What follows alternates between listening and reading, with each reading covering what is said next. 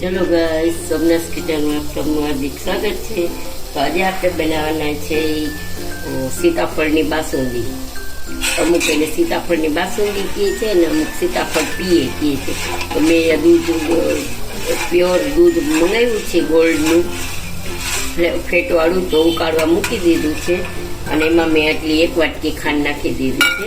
હવે આપણે થોડીક વાર ઉકાળી અને પછી બંધ કરી દઈશું। તો જોઈ શકો છો ગાઈસ, આપણું દૂધ એકદમ ઠંડુ થઈ ગયું છે। તો મેં આ સીતાફળનું જે પલ્પ હતું એ નાખી દીધું છે, ફ્રોઝન કરેલું છે સીતાફળનું।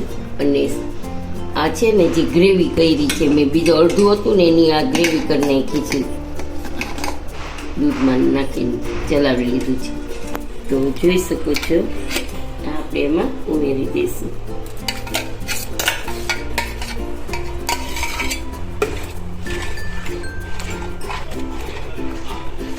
ઉપર આપણે પિસ્તાનું ડેકોરેટ કરેલું છે, નાખ્યું છે પિસ્તા।